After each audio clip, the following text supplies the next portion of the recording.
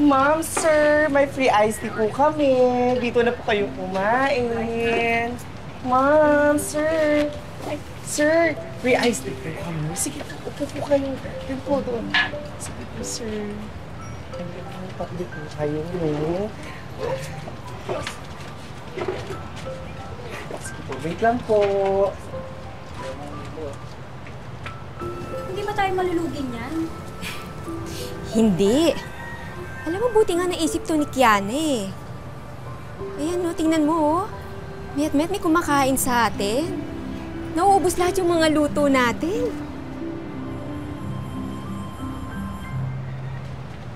Hindi naman ganyan kadami ang customer dyan sa kabila dati, ah.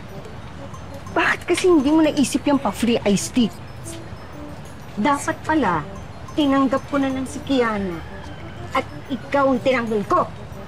Shit! Grabe naman, ate. Ay, kakalok pa naman. Baka parang kasalanan. Oo.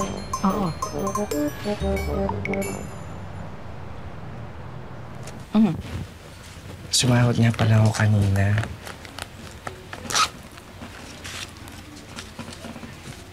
Ito yung sinahod ko ng 2 kinsenas katapusan.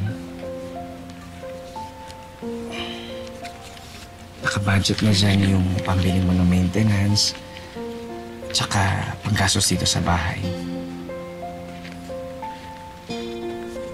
Para sa inyo yun. Nagtira ka ba para sa'yo? Ha? Hindi mo naman kailangan to ibigay lahat sa akin. Tama na to sa akin, ha? Sa'yo yan, ha? Ipunin mo. Ipunin mo pambili ng pustiso mo. Kung ang pustiso mo ang makapagbibigay sa'yo ng kumpiyansa sa sarili mo, gawin mo.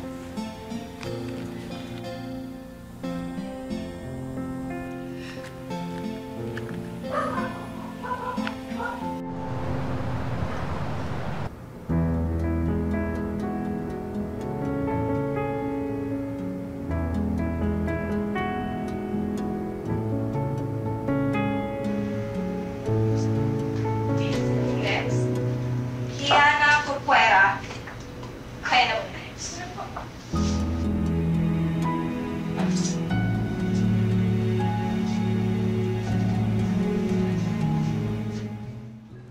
Yes! Yes! Woo!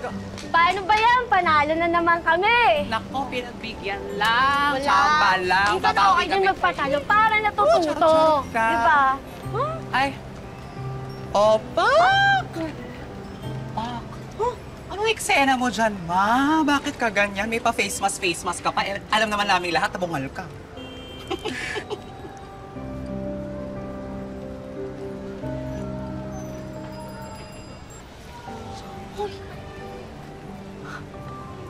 Kiana Corcuera, 22. Nagdiniwala po ako sa kasabihang ang relasyon ay parang ngipin. Masisira lang ito kapag may kabet, tease. And I, thank you. Ibang-iba ka na ngayon, ha? Talaga lang. Kulang to.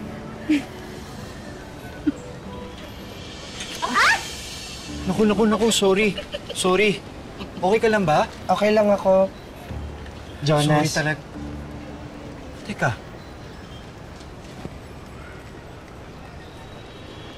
Kiana? Kumanda ka. Talaga ba? Oo nga. In fairness, nag-glow up talaga yung friend natin. Parang hindi naman. Parang wala naman masyadong difference. Nakabog ka nga eh. Tingnan mo, napansin agad ni Jonas. Eh, di ba, matagal mo nang bet yan si Jonas. Pero wait kang pinapansin. Nako, ganyan lang talaga yung mga tsaka. Nakakaramdam lang ng konting kakarampot na atensyon. Feel naman, Diyos ko. Ayan o, nagkapustiso. Kala mo naman kung sino nang pinagpala sa babaeng lahat. Grabe naman siya. Sige na, Kiana. Mauna na ako.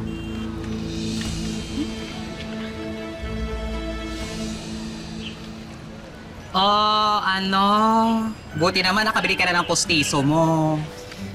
Oo, kasi dinagdagan ni Ate Tonet yung sahod ko ng 100 kada araw. Siguro natutuwa sa akin. Ayun yung pinampili ko ng pustiso.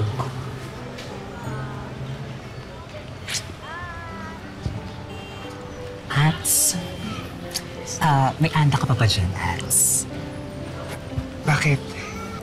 Kasi Ats, baka palayasin ako dun sa nirerentahan ko eh. Baka pwede mangutang. 1-2 lang. Babayaran ko, promise. 1, 2. Sige.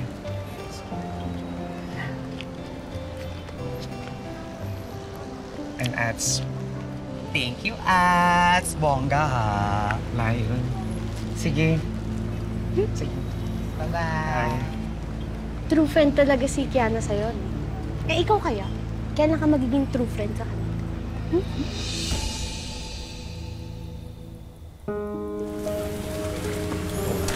Tayo, babe. Hatid na kita sa loob. Salamat. No, babe. Di pa ako kailangan eh. Ano yun? Sanla ko kasi yung cellphone ko. Baka meron ka dyan, babe. Pasensya ka na, babe, ha? Kasi gipit din ako ngayon, eh.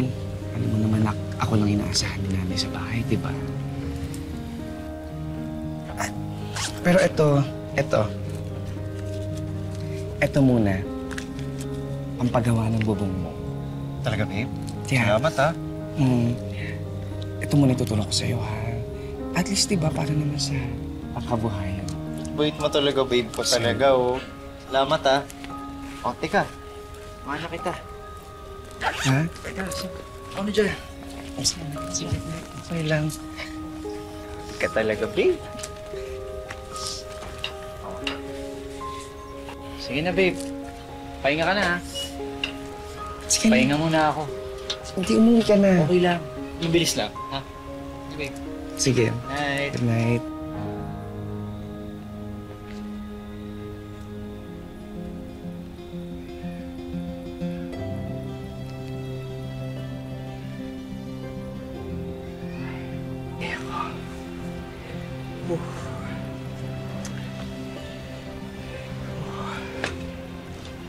Pagod.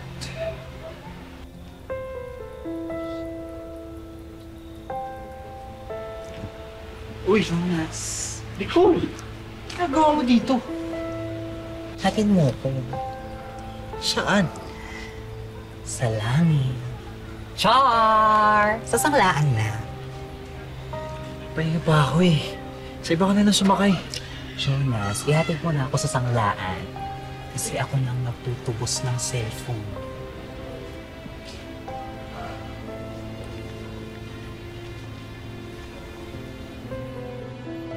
Nasaan ba kasi yung jowa mo at hindi ka ihahatid sa trabaho mo? Napapansin ko yan si Jonas madalas sa kay single lang. Alam mo, Bes, pareho ko kayong kaibigan ni Nicole. Basta ang masasabi ko na lang, mga ahas ngayon, hindi lang sa gumat makikita.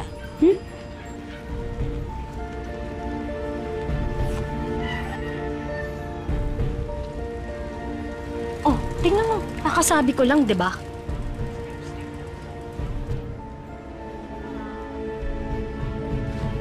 Halika dito, bumaba ka dyan.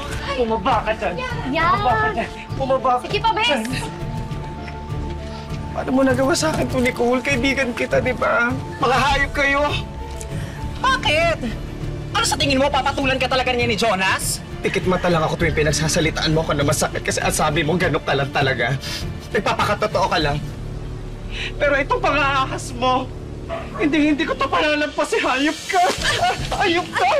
Hayop ka! Sige, Bes! Sige, Bes! Hayop ka! Hayop ka! Hayop ka!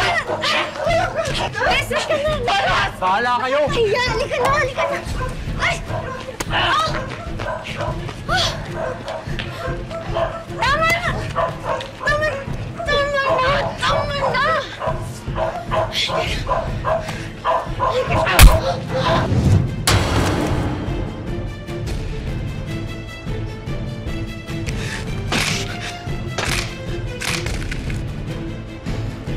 Tignan ko ngayon ang ganda mo!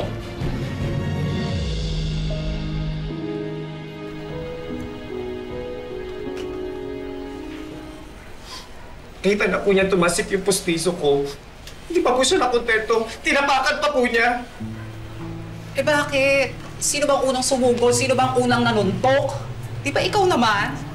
Nicole, may dahilan naman ako bakit kita sinugod, di ba?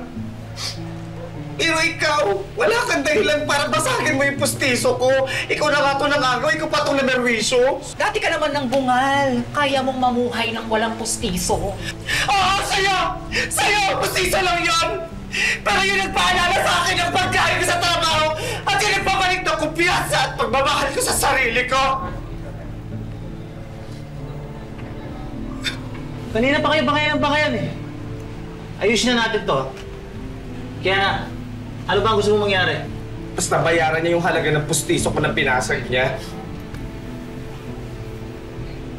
Kailangan mo makako, nababayaran mo yun. Kap naman. Tingnan mo, sinaktan niya rin ako ka. Baka pwede namang quits na lang kami. Nicole, may nakakita na talagang binasag mo yung pustiso ni Kiana. Nakangako ka pa. Nababayaran mo yun. Sige, Kap. Babayaran ko.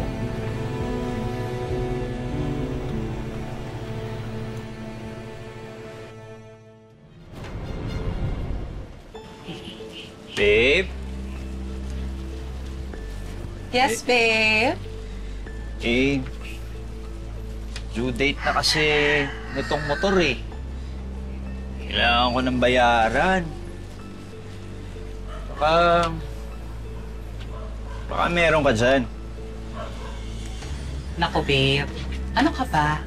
Bago mo pa yan hingin sa akin, ito oh.